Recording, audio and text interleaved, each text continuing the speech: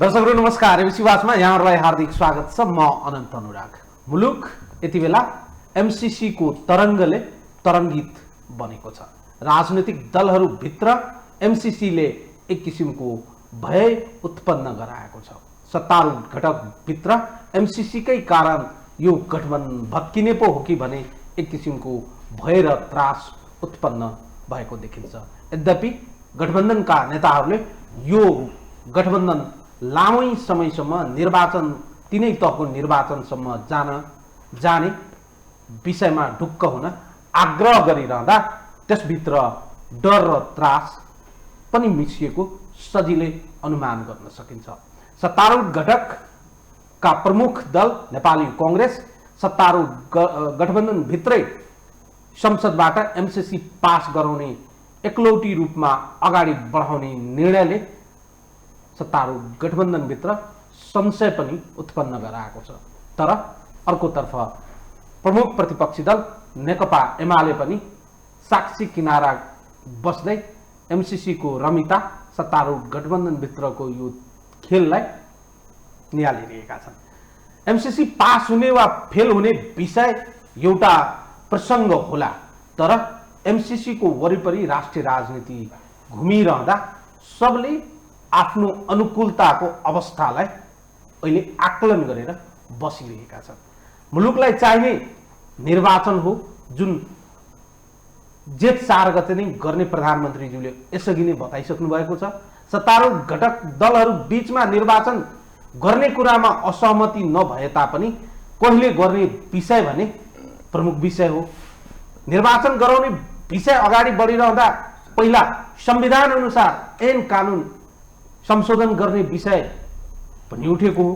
तर ती विषयवस्तुहरू एकातिर प्रधानमन्त्री शेरबहादुर देउवा एक साथ राष्ट्रिय राजनीतिमा स्थानीय तहको निर्वाचन घोषणा गर्ने विषय र अर्कोतर्फ एमसीसी पास गराउने विषय फालेर राष्ट्रिय राजनीतिमा एक किसिमको तुफानी ल्याउने काम गर्नुभएको छ।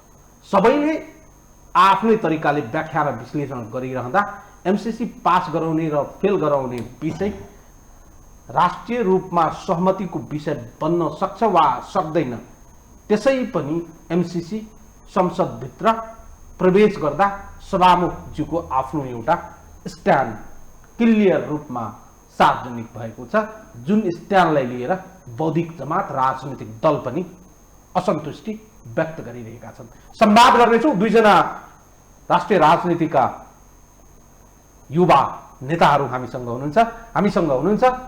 नेकपा एमालेका केन्द्रीय सदस्य, युवा संघ नेपालका सहसंयोजक, युवा नेता सञ्जीव कुमार झा सूरज र हामीसँग हुनुहुन्छ विद्यार्थी राजनीतिका चिरपरिचित अनुहार, माओवादी केन्द्रका युवा नेता रञ्जित तामाङ। दुवैजनालाई कार्यक्रममा स्वागत गरौँ। नमस्कार, तपाईँ दुवैजनालाई कार्यक्रममा स्वागत गर्न चाहन्छु। धन्यवाद। म सुरु गर्न चाहन्छु रञ्जितजी। रञ्जितजी, अहिले सत्तारूढ घटक दलहरू बीचमा शङ्का उपशङ्का डर र त्रासको वातावरण बनेको छ एमसीसी को विषयलाई लिएर? बनेको छैन, किनभने यो सरकार चाहिँ एमसीसी स्वीकार गर्ने कि नगर्ने भन्ने शर्तका आधारमा बनेको सरकार होइन। त्यसैले एमसीसी को विषयको कारणले यो सरकार अथवा यो गठबन्धन टुट्ला फुट्ला के होला कि भनेर चिन्ता गर्नुपर्ने कुनै अवस्था छैन। यो सरकार चाहिँ हिजोको संविधान विरोधी भएका गतिविधिहरू, विभिन्न प्रकारका प्रतिगमन, यो व्यवस्था विरोधी भएका गतिविधिहरूलाई प्रतिस्थापन गरेर जनताको अधिकारको पक्षमा, न्यायको पक्षमा, समानताको पक्षमा, राष्ट्रियताको सन्दर्भमा काम गर्ने, जनताको जीवनमा रूपान्तरण ल्याउने र आवधिक निर्वाचन अनुसार निर्वाचनको पनि वातावरण बनाउने म्यान्डेट प्राप्त सरकार हो यो। त्यसैले यो एमसीसी पास गर्ने कि नगर्ने, मान्ने कि नमान्ने, एमसीसी मान्नेहरूको बीचको गठबन्धन त यो होइन र यो एमसीसीलाई प्रमुख बनाएर पनि यो सरकार बन्यो त राष्ट्रिय राजनीतिमा अहिले हैन बन्यो तर गठबन्धनको ती विषयवस्तुहरू सेकेन्डरी भयो हैन, गठबन्धनको प्राथमिक भयो, प्राथमिकताको विषय भयो। प्राथमिकताको विषय त हो। यो चाहिँ एउटा मात्रै राजनीतिक दलको गठबन्धनको मात्रै होइन। यो एमसीसी को लामो यसको एउटा श्रृङ्खला छ, इतिहास छ, त्योसँग नेपालको राजनीतिक दलहरू सम्बन्धित छन्। यो सबैको चासोको विषय हो। यो राजनीतिक दलको मात्रै पनि होइन, यो सिङ्गो देशकै चासोको विषय हो। त्यस अर्थमा हेर्दा एमसिसीमा गरमा गरम बहस हुनु, एमसिसी पास हुन्छ कि हुन्न भनेर ध्रुवीकरण हुनु, गठबन्धन वा सिङ्गो राजनीतिक दलको बिचमा यसबारेमा विभिन्न मतमतान्तर आएर पक्ष वा विपक्षमा उभिनु, यो ठुलो कुरा छैन। र यो कारणले गर्दाखेरि सरकार नै ढल्छ कि गठबन्धन नै टुट्छ कि वा आकाशै खस्छ कि भनेर त्यो आत्तिनुपर्ने पनि केही जरुरी छैन। तर देखिन्छ त्यस्तै तपाईँको पार्टीको अध्यक्ष लगायतका नेताहरू जुन प्रकारले एमसिसीको विषय अहिले तरङ्गित बन्दा जुन प्रकारले सक्रिय हुनु भएको छ, जुन प्रकारले भेटघाट गरिराख्नु भएको छ, जुन प्रकारले अहिले विषयहरू बाहिर आएका छन्, तपाईँहरूलाई यो गठबन्धन एमसिसीकै कारण भत्किन्छ कि भने डर, त्रास र चिन्ता चाहिँ देखिन्छ? बिल्कुल छैन। तर चिन्ता चाहिँ के छ भने गठबन्धन वा सरकारबाट हामी बसौँला, हटौँला, गठबन्धन बन्ला, टुट्ला, त्यो अर्को कुरा हो।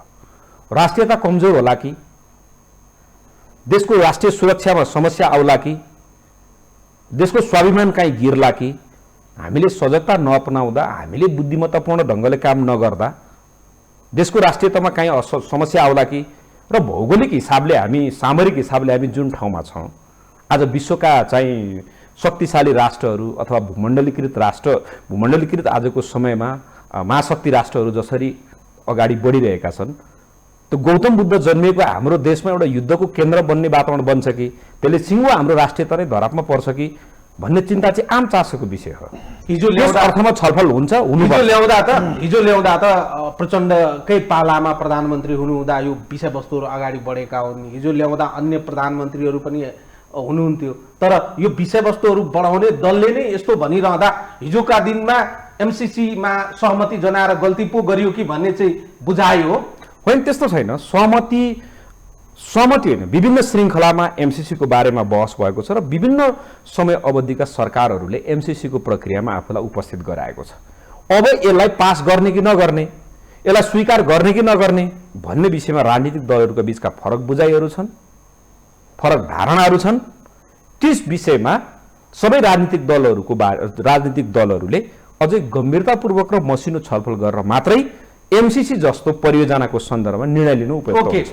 सञ्जीवजी, नेकपा एमाले अहिले सरकारमा छैन, तर एमसिसीको जुन रमिता राष्ट्रिय राजनीतिमा अहिले हामीले हेर्ने अवसर पाएका छौँ, यो रमिता हेरेर तपाईँहरूलाई पनि रमाइलो लागेको छ वा तपाईँहरू पनि ओहो एमसिसीको यो रमिताबाट जोगिएर आफूलाई चाहिँ ठिक ठाउँमा छु भने जस्तो भएको छ तपाईँहरूलाई? म दुई तिनवटा कुरा यसमा भन्न चाहन्छु। पहिलो कुरा एमसिसीको मात्र होइन, हामी यो सरकारकै रमिता हेर्दैछौँ। 6 महिना भइसक्यो, 5 मिनट बसेर मैले यो सरकार देशको लागि, आम जनताको लागि यति गरेँ भन्ने कुरा 5 मिनट बोल्न सक्ने अहिले त्यति कार्य छैन यो सरकारसँग। यो सरकार भनेको आफू केन्द्रित, सत्ता केन्द्रित, भौतिक सुख केन्द्रित मात्रै देखियो 6 महिनामा। कुरा जति ठुलो गर्दा पनि व्यवहारमा यो सरकारको पर्फर्मेन्स यो देशले पनि हेर्दैछ, आम जनताले पनि हेर्दैछ।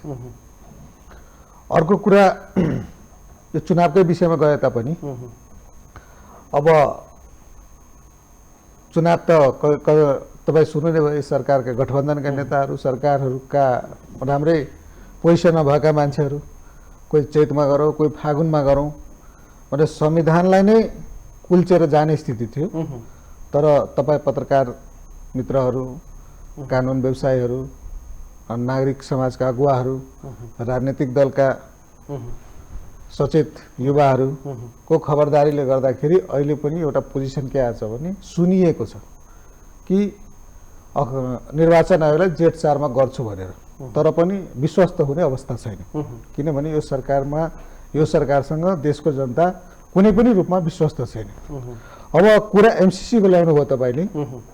अब एमसिसी भन्ने भित्र्याउने नै त्यति बेला पनि यो देशमा कांग्रेस र तत्कालीन माओवादी केन्द्रका गठबन्धनका सरकारले नै हो। यो कुरा त जगजाहिर हो। अब एमसिसी को विषयमा हाम्रो त प्रष्ट धारणा के हो भने पहिले त अब यो बहुमतको 165 लगभग 165 संसद संख्याको समर्थनमा बनेको यो गठबन्धनको सरकार हो। यी गठबन्धन र यसका सरकारको प्रष्ट धारणा अहिलेसम्म आएका छन्। गठबन्धन भित्रैका सबै दलका आफ्ना आफ्ना कुरा छन्। स्वाभाविक रूपले हामी प्रतिपक्षमा छौँ भने हामी सत्ता पक्षका या यो सत्ता पक्ष गठबन्धनका भनौँ यसको ठोस कुरा पहिले हामीले बुझ्नु जरुरी हुन्छ हाम्रो प्रतिक्रिया दिनुभन्दा पहिले त्यसैले हामी कुरिरहेको छौँ कि यसको ठोस प्रक्रिया तर तपाईहरु पनि एमसीसीलाई देखाएर सत्तारूढ गठबन्धन भत्काउने खेलमा अनौपचारिक रूपमा लाग्नु भएको समाचारहरू आयो होइन यो समाचारतिर नलाग्नुस् नेकपा एमाले आफ्नो सांगठनिक कामहरूमा एकदमै व्यस्त छ आम जनताका सरोकारका मुद्दाहरूमा व्यस्त छ र आफ्ना चुनावका आउँदो तिनै चुनावका अग्रिम तयारीमा लागेको छ तपाईहरुले चाहिँ प्रधानमन्त्रीज्यूलाई प्रस्ताव गर्नु भयो हैन सभामुखलाई कारबाही गर्नुस् निर्वाचन घोषणा गर्नु एमसीसी पास गराउन हामी सहयोग गर्छौं तपाईहरुले भन्नु भयो हैन सभामुखलाई कारबाहीको लागि हामीले प्रधानमन्त्रीलाई गुहार्नै पर्दैन नि संसदभित्र हाम्रो आन्दोलन जारी छैन र जसरी उहाँले एकदम सुनियोजित ढङ्गले हाम्रो पार्टीको फुटको एउटा ठुलो पात्र बन्नुभयो त्यो विषयमा हाम्रो आपत्ति त्यो हामी खुलस्त रूपमा संसदमा विरोध गरि नै रहेछौँ नि हामीले उहाँलाई किन भन्नु पर्यो यो त गठबन्धनको कुरा हो जस्तो एमसीसीको विषयमा चुनावको विषयमा या उहाँहरूको आपसी अरू कति मतभेदहरू छन् त्यो विषयमा पहिले ठोस प्रस्ताव आएर न प्रतिपक्षले आफ्नो तर हिजो तपाईहरु सरकारमा हुँदा एमसीसी पास गराउनु विषयमा तपाईहरु एउटा पोजिसनमा हुनुहुन्थ्यो आज तपाईहरुको पोजिसन चेन्ज भएको छ हामी सरकारमा हुँदा सरकारप्रति जिम्मेवार भएर हामी गरिरहेको थियौँ अहिले हामी प्रतिपक्षमा छौँ पहिले म तपाईँलाई पुनः भन्दैछु सत्ता पक्ष गठबन्धनको या सरकारको प्रष्ट धारणा अहिलेसम्म आइसकेको छैन हामी त्यो प्रष्ट धारणा कुरेर बसेका छौँ रञ्जितजी एमसीसी को विषयलाई लिएर सत्तारूढ गठबन्धनभित्र नेकपा एमाले खेल्न खोजेको अनौपचारिक रूपमा तपाईहरुको नेताहरूको भनाइ त्यस्तो देखिन्छ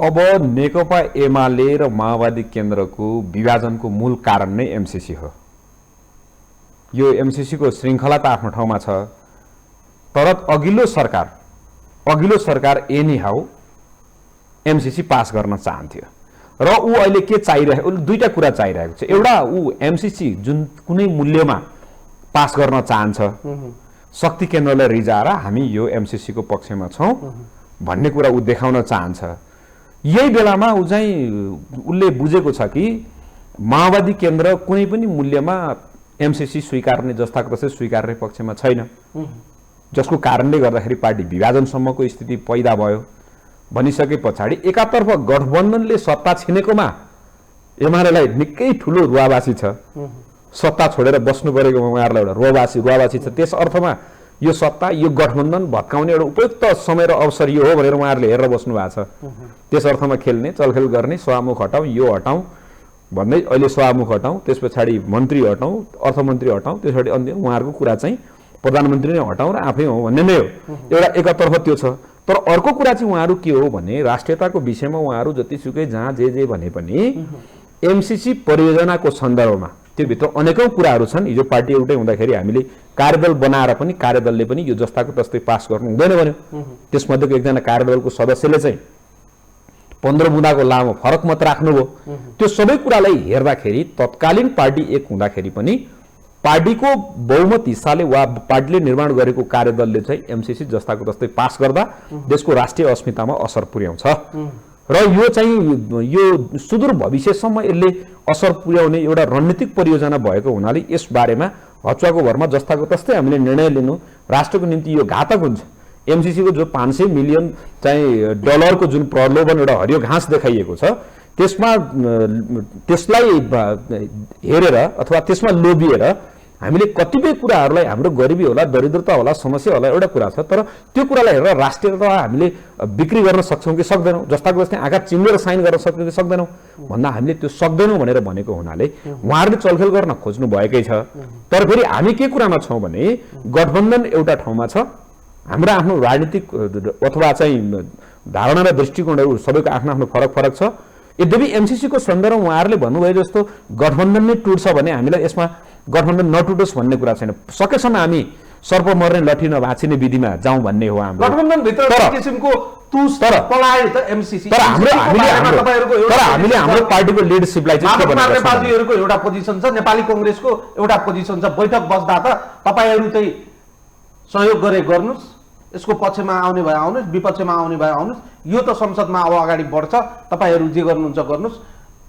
तपाईहरु होइन यो कुराको हिसाब किताब होइन कुरा त होइन यो आओस् त्यो कुरा आओस् नै भन्ने हामी चाहन्छौँ कि देशको राष्ट्रियताको सन्दर्भमा चाहिँ पैसा भनिसके पछाडि मरिहत्ते गर्ने र देशको राष्ट्रिय अस्मितालाई राष्ट्रिय अस्मितालाई गम्भीरतापूर्वक यही त सवाल हो होइन, राजनीतिको सवाल के हो भने हामी तपाईहरु नैतिक रूपमा दबावमा हुनुहुन्छ होइन, नैतिक रूपमा दबाव होइन। हुनुहुन्छ होइन, संसदभित्र जनताको पक्षमा। तपाईँ यसको विपक्षमा नैतिक रूपमा कसरी जानुहुन्छ? नैतिक रूपमा हामी जानै पर्छ।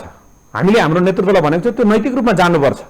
आज गठबन्धनको बीचमा हामी रहेर एमसीसी परियोजना पास जस्ताको तस्तै पास गरेर जनताबाट अलग्गिनु भन्दा गठबन्धनमा एक्लै भएर राजनीतिक दलमा संसदमा एक्लै भएर तपाईँ यो जनतासँगको सम्बन्ध सुदृढ बनाउन राम्रो कुरा हो। माओवादी केन्द्र र हामीले पार्टीको अगाडि नेतृत्व बढ्यो भने सत्ता छाडेर चाहिँ बाहिर आउँछ छाड्नुपर्छ। हामीले नेतृत्वलाई के भनेका छौँ भने राजनीतिक नेतृत्वलाई चाहिँ हाम्रो कुरा के छ भने 50-100 वर्ष पछाडिसम्मको रणनीतिक असर पुर्याउने राष्ट्रिय अस्मितालाई समस्या पार्ने जस्ता कुराहरूमा आजको राजनीतिक नेतृत्वले 100 वर्ष 200 वर्ष पछाडिसम्मको गम्भीर निर्णयहरू गर्ने अधिकार आजको राजनीतिक नेतृत्वलाई छैन।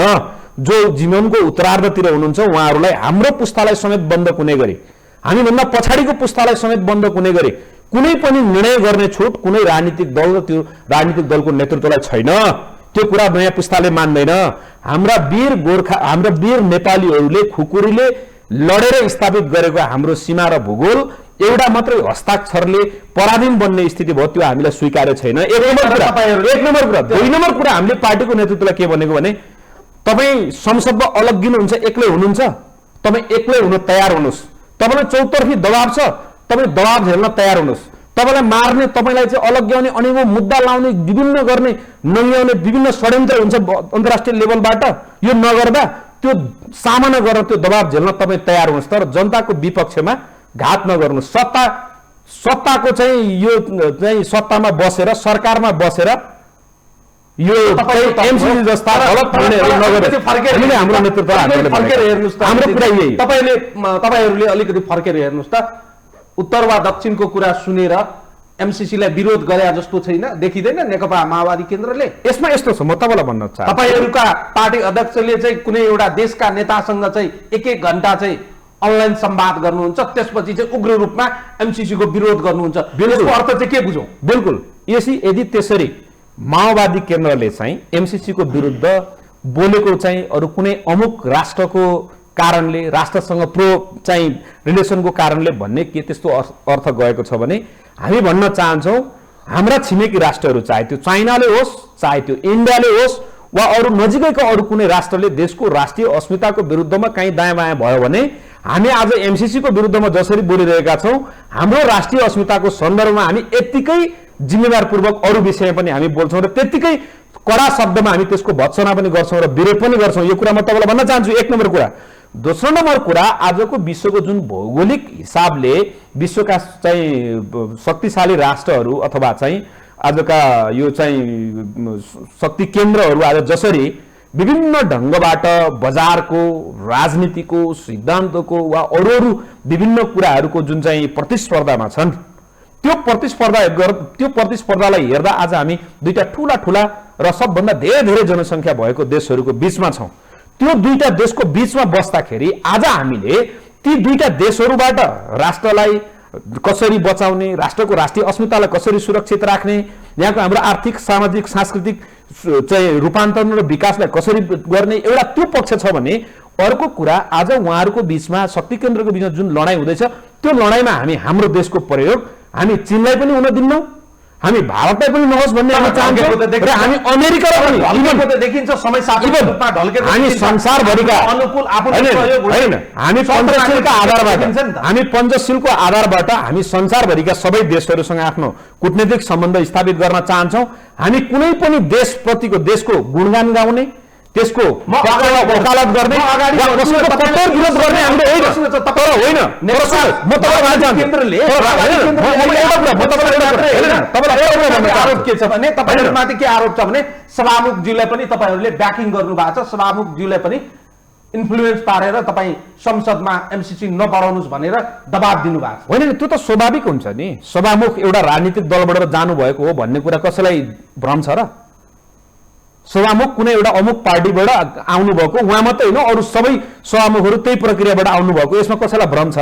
अहिले त उहाँ अनि सभामुख स्वयं आफै पनि स्वयं सभामुखका उहाँका विशिष्ट अधिकार सभामुख भएर होला एउटा देशको नागरिक भएका हैसियतले उहाँको पनि कर्तव्य र दायित्व त छ नि उहाँ संवैधानिक हैन? तर यसमा कसले ब्याकिङ गर्यो कसले ब्याकिङ गरेन त्यो कुरा होइन। म त्यतापट्टि जान चाहन्न। जे बोल्नुहुन्छ त्यही सभामुख अनि सभामुखलाई हटाउने पनि अधिकार र चाहिँ विभिन्न प्रकारका कानुनहरू छन् त्यो पनि गर्नु होला त्यो पनि अर्को कुरा हो। तर हामी के चाहन्छौँ भने मैले अघि तपाईँलाई भने राष्ट्रिय चाहिँ स्वार्थ भन्ने कुरा त्यो अमेरिकाको पनि आफ्नो स्वार्थ छ आफ्नो नीति छ भारतको पनि छ चाइनाको पनि छ उहाँहरूको जस्तै हाम्रो छ भनेर हामीहरूले भन्दाखेरि चाहिँ हाम्रो चाहिँ नहुने उहाँहरूको चाहिँ हुने हुन्छ र? हामीले यस अर्थमा भनेको चाइनाको पनि आफ्नो राष्ट्रिय स्वार्थ छ भारतको पनि छ अमेरिकाको पनि छ उहाँहरूको पनि राष्ट्रिय स्वार्थ छ भने त्यस्तै एउटा सानो वा ठुलो देश जे होस् हाम्रो पनि एउटा देश हो। त्यस अर्थमा हाम्रो राष्ट्रिय स्वार्थ छ। एकले अर्कालाई कसरी प्रयोग गर्ने जस्तो देखिँदैन राष्ट्रिय राजनीतिमा। माओवादी केन्द्रको एउटा पोजिसन आउँछ ठ्याक्कै सभामुखज्यू पनि त्यही पोजिसनमा चाहिँ मलाई के लाग्छ भने जति बेला माओवादी केन्द्र र काङ्ग्रेसको सरकारले तत्कालीन गठबन्धनको सरकारले एमसीसी भित्राइराख्दा त्यो राष्ट्रियता कहाँ हराएको थियो त्यति बेला सोच्नु पर्थेन म एमाले भित्राएको त यही माओवादी केन्द्र र काङ्ग्रेसकै सरकारले हो नि। त्यति बेला उहाँहरूको यो चिन्तन कहाँ गएको थियो जब उहाँहरूले एमसीसी भित्राइराख्नु भएको थियो? अर्को कुरा एमसीसीलाई चिठी लेखेको माओवादी केन्द्रका नेताको कुरा लिक भएकै कुरा थियो सबै ठाउँमा। त्यो चिठी लेख्दाखेरि त्यति बेला राष्ट्रियता कहाँ हराएको थियो? अर्को कुरा सार्वजनिक ठाउँमा उहाँहरूले यो सरकार विदेशीको लागि कम्फोर्टेबल सरकार हुन्छ भन्ने कुरा अभिव्यक्ति दिएको तपाईँहरूको सञ्चार माध्यममा फ्ल्यास भएको थिएन? यो कहाँ केन्द्र हुन्छ? चौथो कुरा उहाँले मेरो मित्रले भन्नुभयो हामीलाई पीडा छ सरकारको यो सरकार परमादेशमा चाहिँ कसरी ढाल्यो भन्ने कुरा आजको दिनमा लुकेको छ।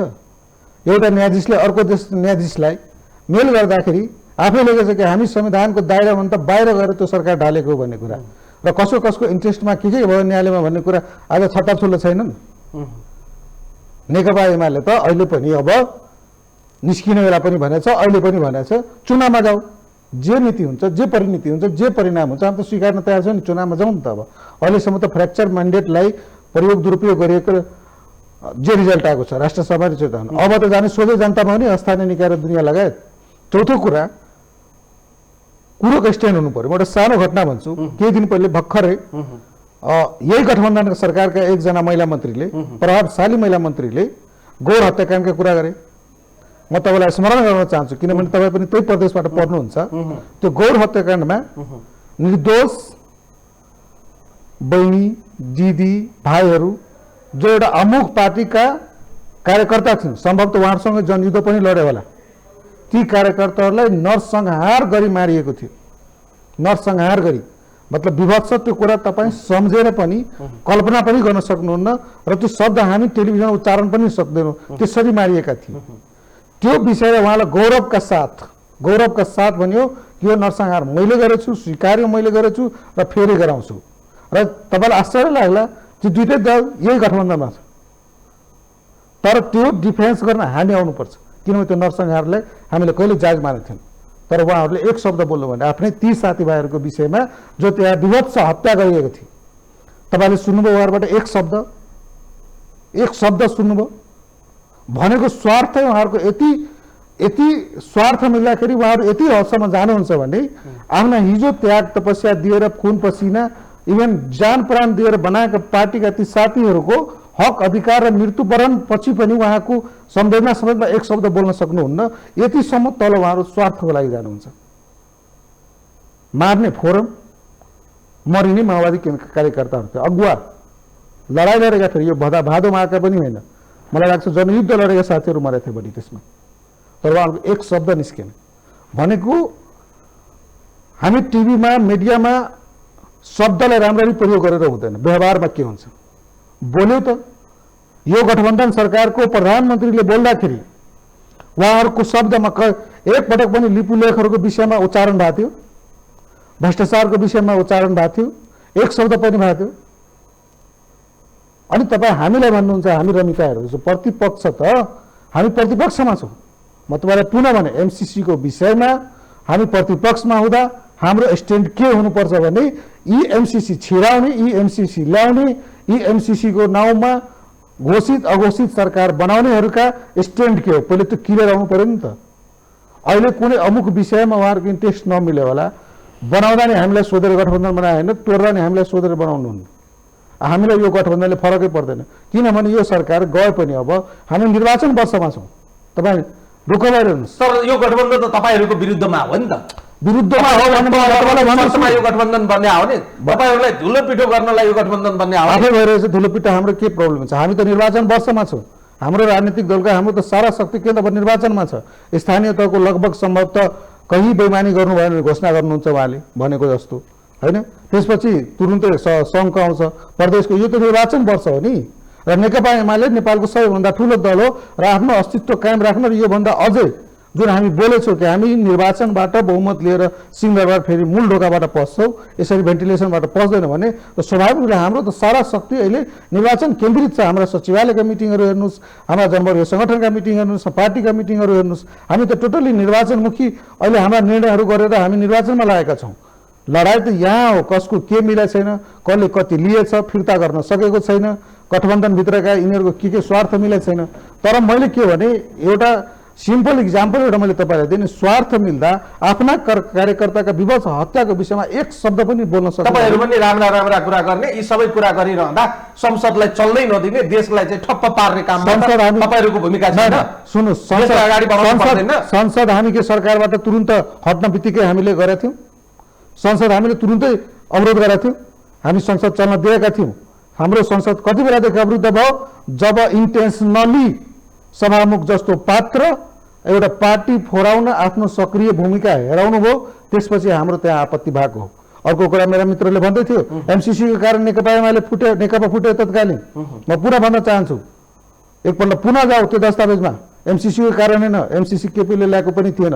म सम्झाउन चाहन्छु त्यही तत्कालीन नेकपाका नेता, हाल माओवादी केन्द्रका अध्यक्ष प्रचण्डजीको पार्टी माओवादी केन्द्र र नेपाली काङ्ग्रेस त्यही शेरबहादुर देउपा नेतृत्वमा रहेको तत्कालीन प्रधानमन्त्री पनि हुनुहुन्थ्यो उहाँले। उहाँहरूले ल्याएको हो एमसीसी, आत्मकेन्द्रित, आत्मस्वार्थ। अर्को कुरा के थियो भने हाम्रो उहाँको कम्युनिस्ट भन्दा पनि हामी एउटा सङ्गठनिक धारामा पूर्णतया अभ्यस्त पार्टी थियौँ। उहाँहरूको अलिकति सङ्गठनिक धारामा अभ्यस्त पार्टी थिएन, अहिले पनि सम्भव छैन, अब हुँदै गइरहेछ। त्यही भएर हामी दुईजनाको समीकरण मिल्न नसक्यो होला। तर एमसीसी ल्याउने भनेको त नेकपा एमाले छँदै होइन। राइट, ल्याउने भने रणजितजी सामान्य रूपमा हेर्दा त के देखिन्छ भने तपाईँहरू अलमल्ल, गठबन्धन छताछुल्ल, उहाँहरू त आफ्नो मिसनमा लागिराख्नु भएको छ। तर तपाईँहरूले जति उहाँहरूमाथि आरोप प्रत्यारोप लगाए पनि त्यसलाई पुष्ट्याइ गर्ने आधारहरू तपाईँहरूले देखाइराख्नु भएको छ। सरकारको 6 महिनाको प्रतिवेदन हेर्दा सबै कुरा छर्लङ्ग देखिन्छ। आर्थिक अवस्था के छ भनिराख्नु परेन। कोरोना कालमा 24-25 लाख डोज चाहिँ भ्याक्सिनै हराउँदा रहेछन्।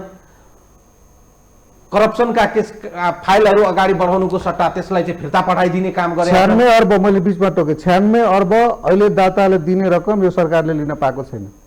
96 अर्ब संसद एकातिर चलाउन सकेका छैन। सबैलाई कसरी प्रयोग गर्ने, कसरी ढाल्ने, कसरी तह लगाउने दिशातर्फ अगाडि बढिरहँदा, स्वार्थमा आधारित गठबन्धनहरू बनिरहँदा यसले त मुलुकको राजनीतिलाई त कहीँ पनि लगेनन् नि। ठ्याक्कै एक ठाउँमा लगेर तपाईँहरू जाँकी दिनुभयो।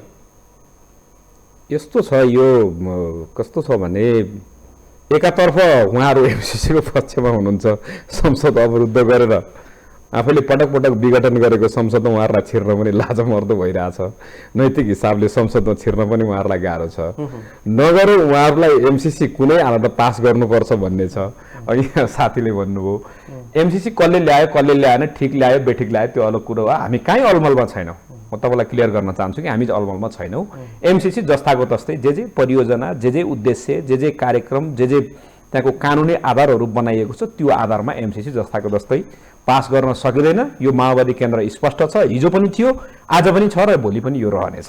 एक दोस्रो नम्बर कुरा चाहिँ उहाँले भन्नुभयो जस्तो नेकपा एमाले यदि राष्ट्रियताको विषयमा गम्भीर र संवेदनशील छ, पार्टीको एकता विभाजनको सन्दर्भमा त्यो प्रमुख कारण होइन भन्ने मान्छ भने नेकपा एमाले एमसीसीको विरोध गरोस्, एमसीसी बेठिक छ भन्नुहोस्, जस्ताको तस्तै पास हुँदैन भने जो पार्टी एउटै हुँदाको कार्यालयले ल्याएको प्रतिवेदनलाई स्वीकार गरोस् हिजो नमिलेका कुराहरूको आधारमा एउटा पार्टी फेरि एकताको एउटा आधार त्यो बन्न सक्छ। हामी युवा छौँ, फेरि पार्टी एकताको एउटा आधार बनाउँ भनेर हामी युवाहरू भन्न सक्छौँ। उहाँलाई यो प्रस्ताव गर्न पनि चाहन्छु। अर्को कुरा के हो भने हो पार्टी एकता हिजो विभिन्न कारणले गर्दाखेरि विभाजनमा हामी पुग्यो। नेताहरूका आफ्नो काम शैली तरिका पार्टीका आफ्नो इतिहास आदि सबै कुरा थिए। त्यो कुराको गम्भीर समीक्षा गर्न सकिन्छ। तर मधेसको नामाङ्करण गर्ने सन्दर्भ 2 नम्बर प्रदेशको नामाङ्करण गर्ने सन्दर्भमा चाहिँ एउटा सहमति ल्याउन नसक्ने, संसद चलाउने, संसद चाहिँ पटक पटक विघटन गर्ने, त्यसको निकास नदिने, त्यस पछाडि गएर चाहिँ अनेकौं आफू सरकारमा भएर 3.5 वर्ष काम गर्दा एकपछि अर्को विकास र समृद्धिका नाममा आफ्ना सीमित घेराका मान्छेहरूलाई विकास र समृद्धि ल्याउने, एकपछि अर्का काण्डहरू देशमा ल्याउने, मचाउने, त्यस पछाडि व्यतितिर विभिन्न प्रकारका चाहिँ अस्तव्यस्तताहरू देशमा खडा गर्ने, आफ्नै पार्टीको एकता जोगाउन नसकेर सभामुखले पार्टी फुटाइदियो भनेर अर्कालाई दोषारोपण गर्ने, आफ्नो थैली बलियोसँग चाहिँ बाँध्न नसक्ने तर अर्कालाई चोर लगाउने, यस्तो प्रकारको तरिकाले देशको राजनीतिले निकास पाउँदैन। म फेरि भन्न चाहन्छु, हामी एमसीसी को बसमा छौँ। एमसीसी भन्ने कुरा ल हाम्रो पार्टीका नेताहरू काहीँ केही न केही कुराहरू मिलेको छैन। हिजोको चाहिँ कतिपय चाहिँ सहकार्यका चाहिँ अहिले पनि पराकम्पनहरू छन् हाम्रो बीचमा, कतिपय तुसहरू छन्, कतिपय हामीसँग चाहिँ बदला भावहरू छन्, असहमतिहरू छन्, असन्तुष्टिहरू छन्। अहिलेको गठबन्धनमा पनि सबै कुरा मिलेको छैन। तर हामी युवाहरूले के गरौँ भने भोलिको नेतृत्व गर्ने जिम्मा, भोलिको देशको बागडोर सम्हाल्ने जिम्मा युवा पुस्ताको हो भने युवा पुस्ताहरूमा छलफल गरौँ न। ल एमसीसी को परियोजनामा हामीले कुन सरकारले सम्झौता गर्यो? प्रश्न छ नि, लुकाउनु पर्ने यसमा मैले हाम्रो पार्टीको सहमति थिएन, हाम्रो सरकार थिएन, हाम्रो यसमा कुनै हात थिएन भनेर अनावश्यक कनीकुथी तर्क गर्नुपर्ने। उहाँले चाहिँ दोष लगाउन मलाई उहाँकै थियो, उहाँ नै हो, हामी त होइन, पछि मात्रै हामी आएको भनेर भन्नुपर्ने। यस्तो किन हामी गर्ने? हामीले छलफल गरौँ। हिजोका दिनमा तपाईहरुकै नेतृत्वमा एमसीसी आइरहँदा अहिले एमसीसी तपाईहरुलाई अप्रिय लाग्न थाल्यो। म तपाईलाई भन्न यसको विपक्षमा उभिनुको कारण चाहिँ के हो? अनन्तजी, म तपाईलाई भन्न चाहन्छु, नियत र नीति त फरक देखिन्छ। हैन अनन्तजी, म तपाईलाई भन्न चाहन्छु, तपाईले अहिले रङ सन्दर्भ बताइराख्नु भएको छ। किनभने एमसीसी परियोजनाको 2014 मा 2014 मा जब यो कार्यक्रम तयार गर्नेतिर गयो, 2017 मा यसको जतिखेर चाहिँ दुईटा राज्य दुईटा सरकारको बीचमा जुन प्रकारको एग्रिमेन्ट भयो, त्यो एग्रिमेन्ट कुनै सरकारको नीति, कुनै राजनीतिक समझदारी वा कुनै पनि प्रकारको तत्कालीन गठबन्धनको निर्णय अनुसार भएको होइन। यदि त्यो भएको थियो भने त्यो पछाडि नेपाली कांग्रेससँग मानौ हामी सत्ता साझेदार थियौं होला, तर सत्ता साझेदार हुँदा हुँदै नेकपा एमालेसँगको पार्टी एकताको कुनै सान्दर्भिकता हुँदैन थियो। यदि त्यो कुरामा हामी तयार थियौं भने कांग्रेसले राष्ट्रियताको सन्दर्भमा, कांग्रेसले जनजीविकाको सन्दर्भमा, कांग्रेसले जनताको जीवनस्तरको रूपान्तरणको सन्दर्भमा, व्यवस्थालाई व्यवस्थित गर्ने सन्दर्भमा, संघीयता, गणतन्त्र, धर्मनिरपेक्षता लगायतका परिवर्तनलाई अपनाउने सन्दर्भमा कांग्रेसमा काहीँ न काहीँ समस्याहरू थिए। त्यसैले हामीले त्योभन्दा तुलनात्मक हिसाबले नेकपा एमाले प्रगतिशील छ, कम्युनिस्ट समाजवाद मान्छ, राष्ट्रियताको विषयमा गम्भीर छ भनेर हामीले एकता गरेको हो नि। तर कांग्रेसले त गरेन, एमाले पनि नगरेपछि आज हामीले दृढतापूर्वक के भनेको, गर्वका साथ अथवा एकदम दरिलोसँगले के भनेको भने एमसीसी परियोजना हामी जस्ताको जस्तै स्वीकार गर्न सक्दैनौँ। त्यसमा हाम्रो हिस्सा थियो थिएन होइन, त्यो त्यसमा एमसीसी को सन्दर्भमा हामी पुरै एमसीसी भन्ने कुरा चाहिँ कुनै पनि हालतमा स्वीकार गर्नु यो पनि होइन। तर देशको राष्ट्रियताको सन्दर्भमा, हाम्रो राष्ट्रिय स्वार्थको सन्दर्भमा, हाम्रो राष्ट्रियताको संवेदनशीलताको सन्दर्भमा चाहिँ हामीले हरेक पोइन्टहरुमा, हरेक शब्दहरुमा, हरेक भाषाहरुमा हेरौं। जस्तो संसद कानुनी आधारमा हेर्दाखेरि कानुन बाजिएको खण्डमा एमसीसी परियोजनाको चाहिँ एमसीसी को चाहिँ नियम लागू हुने अथवा अमेरिकन चाहिँ नियम लागू हुने भनेर भनिएको छ। हामीले विकास खर्च कहाँ गर्ने, त्यो विकास खर्चमा मान्छेहरू उताबाट को आउने, सरकारले कुनै त्यसको रेखदेख गर्न नपाउने, अनुगमन गर्न नपाउने, अडिट सिंगल अडिट राख्न नपाउने, परियोजना आफ्नो ढंगले खर्च गर्न नपाउने लगायतका तमाम कुराहरू छन् नि। यी तमाम कुराहरूको सन्दर्भमा चाहिँ हामीलाई निसन्देह काहीँ न काहीँ हाम्रो राष्ट्रियता बुझ्छ भनेर भन्ने कुरा कसरी अलमल हुन सक्छ? यथास्थितिमा एमसीसी अगाडि बढ्दैन भन्ने तर्क होइन, हाम्रो यो चाहिँ आधिकारिक धारणा हो। यो बढ्दैन, बढ्यो भने चाहिँ सत्ता गठबन्धनभित्र तलमाथि हुने कुरा एकदमै हाम्रो पार्टी नेतृत्वलाई चाहिँ हामीहरूले के भनेको हो भने एमसीसी परियोजना माओवादी केन्द्रले पनि जस्ताको जस्तै स्वीकार छ र पास गर्छ भने नेकपा एमालेसँगको एकताको विभाजन किन, त्यसको जवाफ दिनुपर्छ जनतालाई।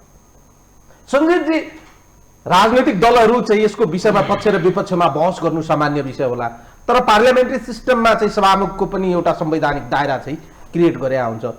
सभामुखजी अहिलेको स्थितिमा एमसीसी को विषयलाई लिएर जुन प्रकारको सक्रियता देखाइराख्नु भएको छ, जुन प्रकारको क्षेत्राधिकार बाहिर गएर उहाँले जुन प्रकारको तर्करी गरिराख्नु भएको छ, यसले चाहिँ राजनीति अझै धुमिल बन्दै गएको हो।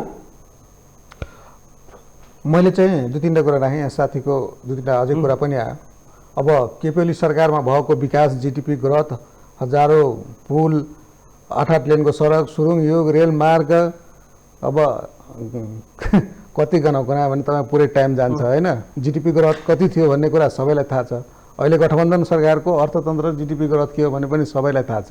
त्यो तुलना त कायरले नै गरिहाल्छ। त्यही भएर के विकास भयो भएन भन्ने कुरा अहिले त जनता, हामी त त्यही लिएर त चुनावमा पनि जाने हो छर्लङ्गसँग। इनफ्याक्ट म तपाईँलाई भनौँ कि हाम्रो राष्ट्रिय युवा सङ्घ नेपाल त तस्बिरमा ओली सरकारमा एउटा किताब पनि निकालेछ, जसमा हामीले धेरै हटाउनु पऱ्यो किन यति मोटो भयो, सक्दै सकिएन धेरै राख्नु। त्यही भएर अर्को कुरा चाहिँ तपाईँले जुन राख्नुभयो सभामुखको दायरा, अब हामी त अहिले संसदमा आफ्नै एउटा विरोधको कुरा दर्ज गराइरहेको अवस्थामा छौँ। तर पनि सम्भवतः कुनै पनि विषय आउँदाखेरि मलाई लाग्छ संसदमा छलफल हुन दिनुपर्छ। यस्ता विषयहरू पास फेल त अब संसदको राइटको कुरा हो होइन।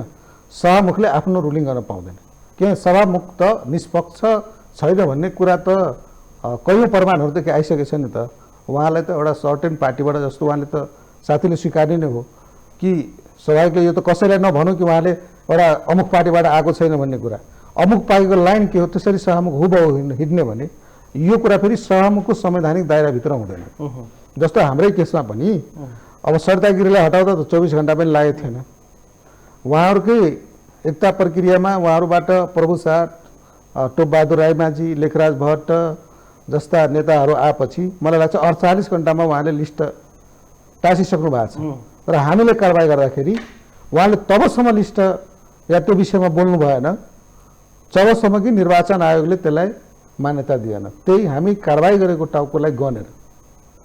त्यही भएर उहाँको निष्पक्षता विषय त आम जनता माझ आइसकेकै कुरा हो। अब उहाँ आफ्नो संवैधानिक दायराभित्र सभामुखले अब कुनै विषय पेशै नहुन दिने। उहाँ त अहिले अब त जस्तो हेर्नु नागरिकताकै विषय छ नि त, हामीले ल्याएको थियौँ नि त। नागरिकताको विषय कति संवेदनशील विषय हो। मान्छे पढ्न पाएको छैन, जागिर गर्न पाएको छैन, पासपोर्ट बनाउन पाएको छैन, विदेश जान पाएको छैन होइन। अब शब्दमा त उहाँहरूले धेरै खेल्नुहुन्छ मधेसको विषयमा पनि, तर सबैभन्दा बढी आवश्यक मधेसमा नागरिकतालाई थियो नि त। हालसम्म के अवस्थामा राखेको छ भने सबैलाई त थाहा नै छ नि। त्यही भएर अहिलेको सजग युवा र सजग जनताले बोलीभन्दा नि व्यवहारलाई बहुत परख रूपले लिन्छ कि। म पुनः भन्दैछु यदि एमसीसी धेरै खतरनाक थियो भने उहाँ भन्नु पनि मेरो कतिको संलग्नता, लगभग एमसीसीको 90% ल्यायो भने ऊर्जा क्षेत्रमै छ। र तत्कालीन सरकारका ऊर्जा मन्त्री उहाँको पार्टीबाट थियो, तत्कालीन सरकारका विदेश मन्त्री पनि उहाँको पार्टीबाट थियो, अर्थमन्त्री काङ्ग्रेसबाट थियो। मलाई भन्नुहोस् जुन क्षेत्रमा लगानी हो त्यो विभागीय मन्त्रीको इन्ट्रेस्ट बिना त्यहाँ एमसीसी हस्ताक्षर हुन्छ? त्यसको रोल हुँदैन? हामी त सरकार नजिकबाटै हेरेछौँ नि। एमाले त सरकार चलाएकै होइन भने त छैन नि। हाम्रो पार्टी पनि कैयौँ पटक नेतृत्व गरे हो नि। सरकारको भूमिका, मन्त्रीको भूमिका हामीलाई थाहा हुँदैन? त्यही भएर जब ल्याउने बेलामा तपाईँले त नेपाली जनताले जवाब दिनु पर्यो। अब काङ्ग्रेसले यदि यो साँच्चीकै राष्ट्रियता विरोधी हो, यो साँच्चीकै राष्ट्रको हितमा छैन, यो अति नै खराब हो, यसले देशलाई एउटा के भनौँ त्यो पेसिफिक यिनीहरूको जुन छ सैनिक गठ प्लानिङ जुन छ यिनीहरूको त्यही भित्र हो भने काङ्ग्रेस र माओवादीले जवाब दिनु पर्यो कि यस्ता देश विरोधी योजना तपाईँले इन्ट्री किन गराउनु भयो देशमा, जुन आज यति समस्या हुन्छ भइरहेको छ। आज प्रमुख दोषी त्यसो भए तपाईँ दुईजना जसो सरकारमा हुनुहुन्थ्यो, सम्भवतः दुईजनाको मात्रै सरकार थियो। अर्को कुरा उहाँले भन्नुभयो किन हाम्रो काङ्ग्रेससँगको त्यति बेला गठबन्धन। मेरो हिजै कार्यक्रममा मिनेन्द्र रिजालजी आउनु भएको थियो राष्ट्रिय युवा एउटा कार्यक्रममा, उहाँले प्रश्नै भन्नुभयो। यो टुट्दै गर्दाखेरि म लास्ट आवरमा भेट्न गएको थिएँ अनि उहाँको नेताले के भन्नुभयो भने अरू कुरा त ठिकै छ, उहाँले मलाई धेरै मद्दत गर्नुभयो, तर एउटा कुरा के बुझ्यो भने काङ्ग्रेसले सजिलै कम्युनिस्टलाई भोट हाल्दो रहेछ छैन, त्यही भएर मलाई कम्युनिस्टैसँग जान दिनुहोस् भन्नु। अब यो यहाँको अनुभव पनि होला, यो के हदसम्म फेरि सत्यता पनि हो। किनभने 2 लाइन ध्रुवीकरण हो, डेमोक्रेटिक एन्ड वामपन्थीको त ध्रुवीकरण हो देशमा।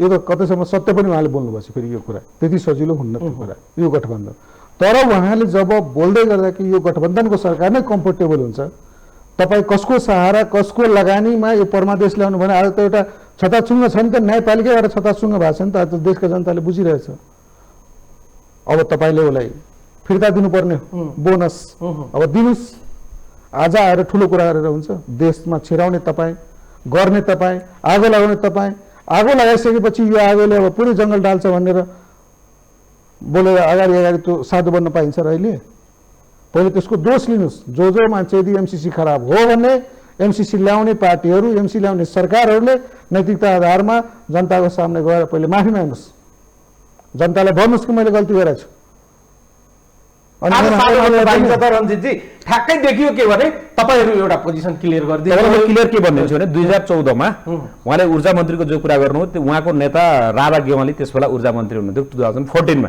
जतिखेर यो प्रोग्राम बन्दै थियो जसमा ऊर्जा क्षेत्रमा सडक विकासमा कुरा हुँदै थियो तर 2017 मा जतिखेर यो हस्ताक्षर भयो त्यस बेला प्रधानमन्त्री शेरबहादुर देउवा हुनुहुन्थ्यो र त्यस बेला शेरबहादुर देउ प्रधानमन्त्री भएको बेला प्रोग्राम त्यो तपाईले हेर्नु होला एमसीसी को परियोजनामा त्यो प्रोग्राम तयार कहिले भएको हो त्यो 2017 मा त्यो प्रोग्राम तयार भएको होइन त्यो कार्यक्रमको शेड्युल तयार गरेर द्विपक्षीय कार्यदल बनेर त्यो तयार भएको कुन कुन क्षेत्रमा कसरी गर्ने के गर्ने भन्ने टोटल सर्वे भएको 2014 मा हो त्यसैले गर्दाखेरि उहाँले बुझ्नु भएको छैन तथ्याङ्क यसै भनिराख्नु त्यसमा पनि मेरो केही छैन त्यसमा पनि म के भन्न चाहन्छु भने एमसीसी को सन्दर्भमा हामीले एकदम क्लियरली भनेका छौं कि कुनै राजनीतिक सहमतिका आधारमा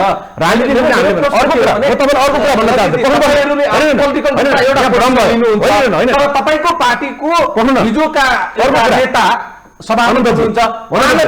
लाइनमा तान्नु भएन तान्नु होइन म तपाईलाई भन्न चाहन्छु नि केपी ओली प्रधानमन्त्री हुँदाखेरि सभामुख को थियो अग्नि सापकोटा नै हुनुहुन्थ्यो नि तपाईले सुन्नुभयो नि त्यस बेला केपी ओली सरकारमा भएको बेला उहाँका मन्त्रीहरूका तपाईले स्टेटमेन्ट सुन्नुभयो कि भएन अझै पनि रेकर्ड लान्थ्यो छन् संसदलाई कुनै पनि एजेन्डा दिने संसदलाई बिजनेस दिने काम कसको सरकारको होइन संविधानले त त्यही कुरा भन्छ हामीले भन्नु नि संवैधानिक अधिकार छ अधिकारले त त्यही भन्छ एक्जिक्युटिभ को हो कार्यकारी को हो संसदलाई बिजनेस दिने कुन एजेन्डा र इस्युजलाई कुन विधेयकलाई कुन कानूनलाई तयार गर्ने भनेर संसदमा टेबुलेट गर्ने जिम्मा कसको हो तपाईले प्रक्रिया सामान्य प्रक्रिया हेर्नु नि यो त आम जनताले देख्छ सरकारले दिएपछि त काम होइन तपाईले त संसदीय अवस्था व्यवस्था नै बुझ्नु भएन तपाईले जनताले बुझेको छ यो कुरा तपाई संसदमा कुनै पनि विधेयक वा कुनै पनि प्रकारको कानून तयार गर्दाखेरि त्यसको प्रस्ताव कसले गर्छ सभामुखले गर्छ सरकारले गर्छ रुलिङ सभामुखले गर्ने हो तर सरकारले संसदलाई बिजनेस दिने हो र त्यो संसदको प्रमुखको हैसियतको आधारमा त्यसको रुलिङ गर्ने काम मात्रै सभामुख म टेबुल नै गर्दैन भने अब तपाई भन्नु न तपाई म तपाईलाई सभामुखजीको स्टेटमेन्टमा आएको छ अनौपचारिक रूपमा एमसीसी लाई इन्डोर्स होइन त्यो उहाँको पर्सनल भर्डिक्ट एउटा कुरा होला तर संवैधानिक हिसाबले उहाँले गर्न पाउने र नपाउने कुरा हिजोको सभामुख र आजको सभामुखको एउटै हो म तपाईलाई अर्को भन्न चाहन्छु हिजो संसद हुँदा हुँदै केपी ओलीले पटक केपी ओली प्रधानमन्त्री भएको बेलामा संसद स्थगित गरेर संसद स्थगित गरेर ओली हुनु हुँदा उहाँ अगाडि बढाउन खोज्दा त सभामुखजीले चाहिँ बाटोमा अप्ठ्यारो क्रिएट गर्नुभयो भन्ने कुरा त त्यस्तो यस्तो हास्यास्पद कुरा प्रधानमन्त्री ओलीले यस्तो कुरा नगरौँ सभामुखका पनि अब हामीले यो चाहिँ शक्ति सन्तुलनका आधारबाट कार्यपालिका व्यवस्थापिका र चाहिँ न्यायपालिकाको आफ्नो शक्ति सन्तुलनको कुरा छ त्यो एउटा कुरा भयो चेक एन्ड ब्यालेन्सको कुरा छ त्यो एउटा भयो कि मैले भन्न खोजेको के भने हिजो संसदलाई स्थगित गरेर केपी ओलीले कतिपय मधेसवादी दलहरूलाई खुसी बनाउन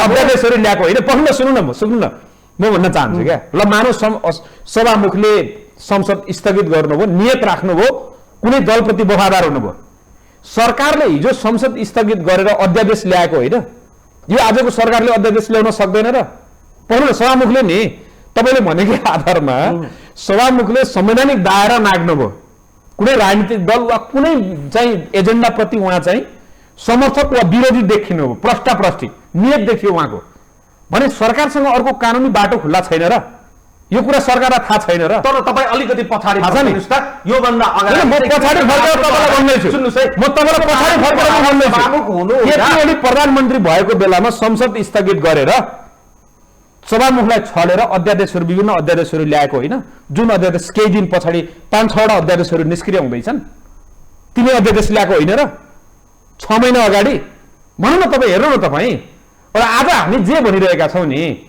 यस्तो हामी चाहिँ यो अप्रासङ्गिक अनि गैर कानुनी कुरा अनि यत्तिकै चाहिँ लहरमा हामी किन बोलिरहेछौँ बहस त त्यतै गएको छ नि तपाईँ अहिलेको सभामुखज्यूको अनौपचारिक भनाइहरू सुन्नुहोस् त तपाईँ अनौपचारिक कुरा नगर्नु न अनौपचारिक कुरा गरेर त मान्छेले अनेकौँ कुरा गर्ला तर औपचारिक कुरा गर्नु न म मर्न तयार छु तर एमसीसी पास उहाँले कुनै प्रेस मिटमा भन्नुभएको हो उहाँको स्टेटमेन्टमा भन्नुभएको हो आएको छ नै स्टेटमेन्टमा भन्नुभएको उहाँले लेटर हेडमा भन्नुभएको हो सभामुखको प्रेस मिट गर्नुभएको हो उहाँले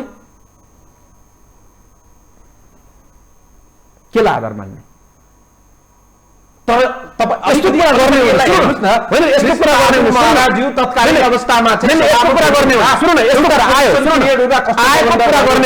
आएको कुरा गर्ने हो भने नि केपी कामरेडका अनेकौँ कुरा आयो भनेर भन्न सकिन्छ नि आउँछन् नि त विभिन्न अनेकौँ कुराहरू कतिपय मान्छेले भएका नभएका लेखेर हुन्छन् नि त्यसलाई आधिकारिक मान्दिने मानौ न मानौ न हाम्रो मात्रै किन यही बाहनामा भोलि चाहिँ विषयवस्तुहरू अगाडि बढेपछि संसदभित्र बवन्डर सुरु भयो भने एकातिर नेकपा एमालेको संसदभित्र त बवन्डर अलरेडी छ नि तपाईँ किन सुरुको कुरा गर्नुहुन्छ किन नेकपा एमाले अस्तिसम्म जो संसद अवरुद्ध गरौँ अब एमसीसीको लागि खोल्दैछ मित्र हुनुहुन्छ बोल्नुहुन्छ त सञ्जीवजी तपाईँहरू एमसीसी पास गराउने वा फेल गराउने विषयमा अहिलेको आन्दोलन केही दिनको लागि चाहिँ रोकिन्छ त मैले दुईटा कुरा भने उहाँले सरकारको पनि कुरा गर्नुभयो र संसदको पनि सरकारमा पनि उहाँहरू नै हुनुहुन्छ सभामुख पनि उहाँ नै हुनुहुन्छ उहाँहरूकै हो त्यही भएर त्यो न सरकार हाम्रो हो न सभामुख हाम्रो त हाम्रो केही होइन हाम्रो एमसीसी कुरै होइन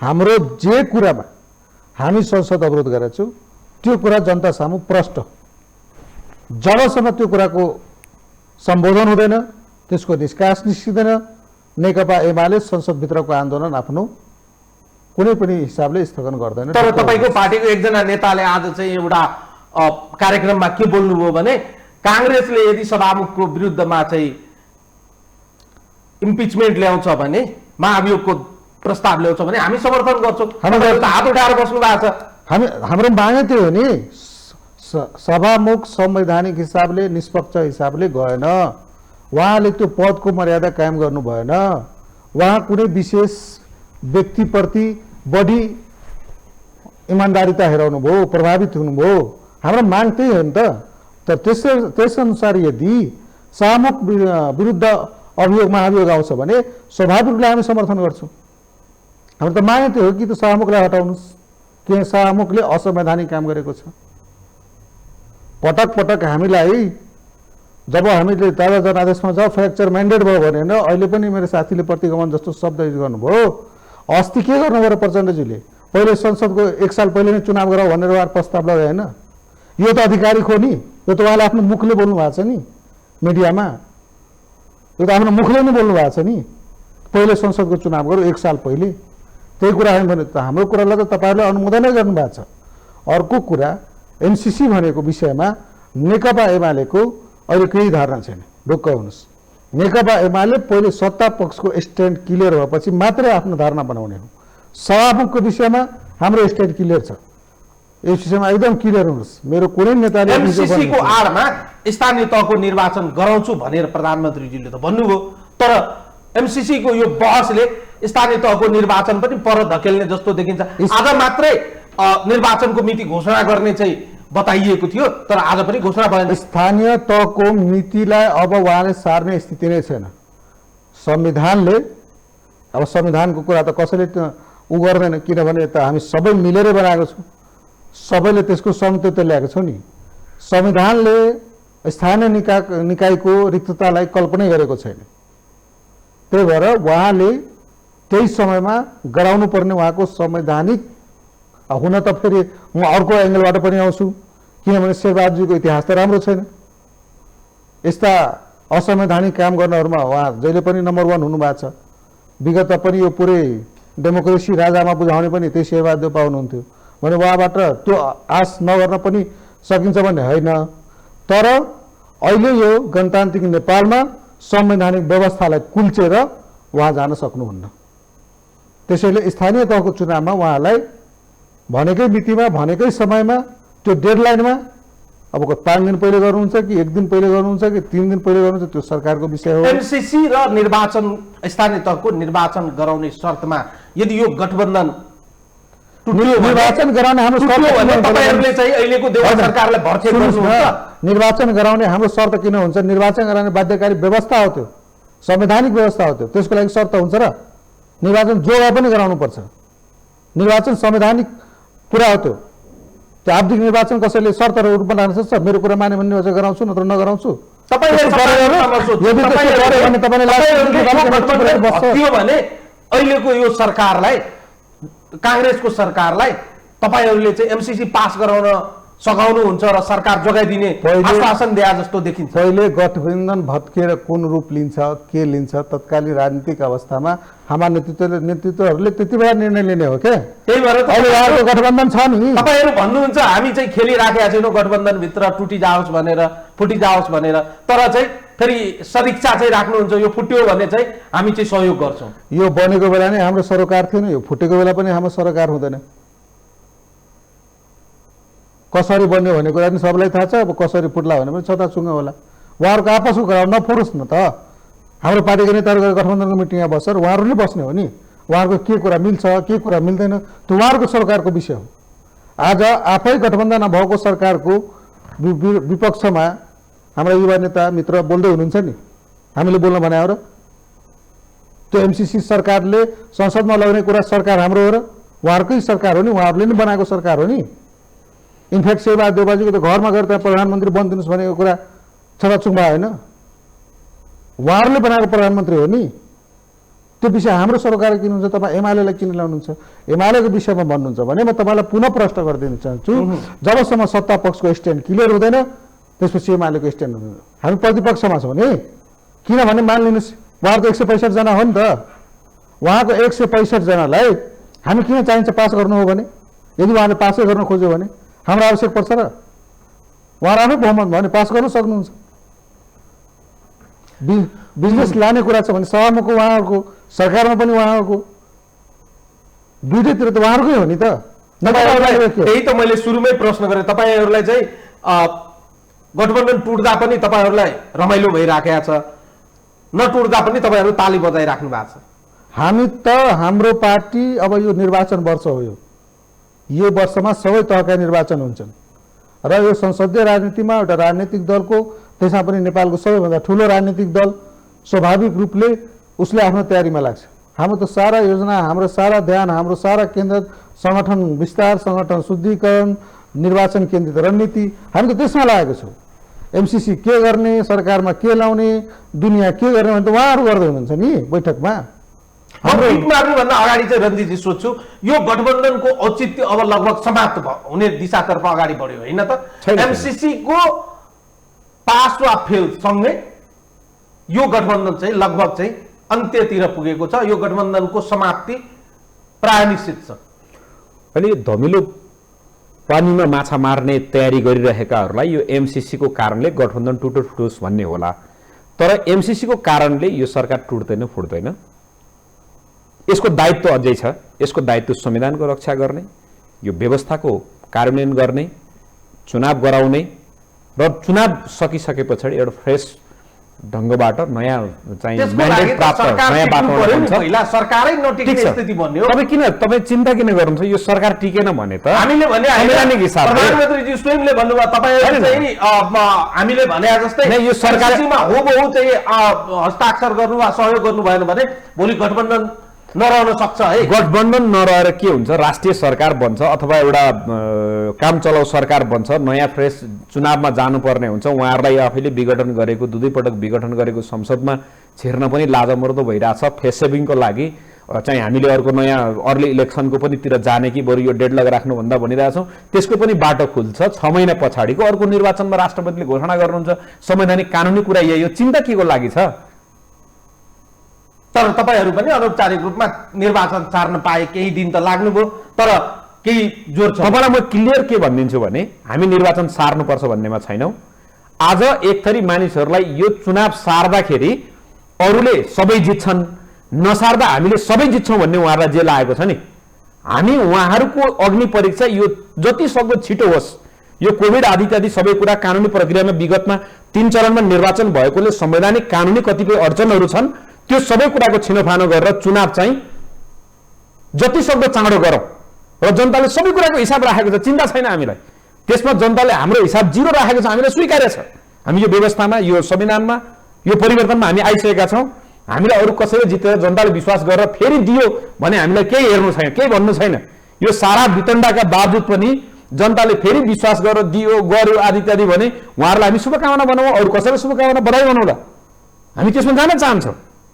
यसमा कुनै चाहिँ दायाँ बायाँ गर्ने पक्षमा हामी छैनौँ र यसलाई कुनै नियतवश हिसाबले सार्न थलोमाथि गर्न खोजेको जेठमा गर्दाखेरि चाहिँ कसैले जित्ने वा हारिहाल्ने, तर काङ्ग्रेसको बैशाखी चाहियो भने 2-4 वर्ष तरमाथि हुँदाखेरि गर्ने। तर तपाईँहरूले चाहिँ गठबन्धनको नाममा राष्ट्र निर्माण गर्ने सन्दर्भमा, राष्ट्र निर्माण गर्ने सन्दर्भमा, जनताको जीवनमा परिवर्तन ल्याउने सन्दर्भमा, आर्थिक उन्नति र विकास र समृद्धिलाई वास्तविक अर्थमा हिजोको सरकारले यस्तो मिठो गुलियो गफ गरेर विकास र समृद्धिको मिठो गुलियो गफ गरेर गलत काम गर्ने होइन, जनताको जीवन स्तरमा परिवर्तन ल्याउने, यो व्यवस्थाको सही ढङ्गले कार्यान्वयन गर्ने, आर्थिक सामाजिक रूपान्तरणको पक्षमा काम गर्ने हुने गठबन्धन त्यो 5 वर्ष 4 वर्ष मात्रै होइन, यो पार्टीसँग यति पार्टीसँग मात्रै होइन, एमाले इमानदारीपूर्वक बनेर आयो भने एमालेसँग पनि गठबन्धन हुन्छ राष्ट्र निर्माणको सन्दर्भमा। पनि नेकपा एमाले तर इमानदारीपूर्वक राष्ट्र निर्माणको सन्दर्भमा आउनुपर्छ। जस्तो झुक्याउने, झुट बोल्ने,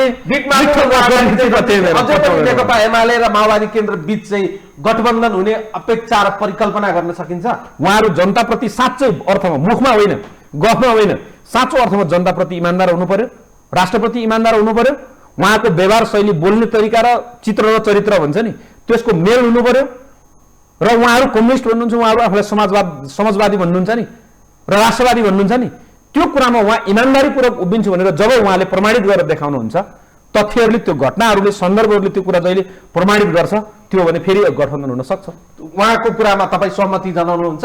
सम्भव छ माओवादी केन्द्र र नेकपा एमालेको बीचमा अझै सहकार्य हुने? नेकपा एमाले यति व्यवहारमा गरिसकेछ, नेकपा एमालेका नेताले कहिले पनि म कम्फर्टेबल सरकार हुन्छु भनेको छैन।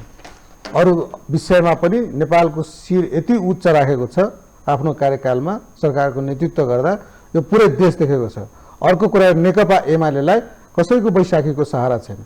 हामीलाई यो अहिले जुन अरू दलहरूले गठबन्धन परेशान छ नि, चुनाव गठबन्धन बिना गयो भने के हुन्छ, नेकपा एमाले सके गठबन्धनमा आउनुहोस्, नसके एक्लै आउनुहोस्, दुईटैको लागि नेकपा एमाले तयार छ। तर नेकपा एमाले आउँदो चुनाव आफ्नो दममा एक्लै फेस गर्छ, किनभने नेकपा एमालेलाई कुनै अफसोस छैन सरकारमा हुँदा देशको लागि गरेको काममा या पार्टी नेतृत्व या समाजवादमा जाने कुराहरूमा उसले खेलेका भूमिकाहरूको विषयमा। नेकपा एमाले यति विश्वस्त छ र यसको एक किसिमको अनुमोदन तपाईँले हाम्रो चितवन महाधिवेशनको उद्घाटन सत्रमा हेर्नुभयो होला, एउटा छलक भन्छ नि, त्यो हेरिसकेको छ। त्यही भएर नेकपा एमाले अब कुनै पनि गठबन्धन या त्यस्तो गर्ने पक्षमा छैन। नेकपा एमाले मूलधार नेपालको कम्युनिस्ट राजनीतिलाई नेतृत्व गर्दै आफ्नै दममा पुनः बहुमतका साथ सिंहदरबार आउँछु र म मेरा मित्रका बधाई खान लागि तयार हुन्छु। बरु मलाई उहाँसँग के आग्रह छ भने तपाईँ आफ्ना गठबन्धनका नेताहरूलाई आग्रह गर्नुहोस्, संवैधानिक दायराभित्रै चुनावहरू जुन छ त्यो समयमै घोषणा गरेर सके निष्पक्ष रूपले त्यसलाई सम्पन्न गरिदिनु हुन अनुरोध छ।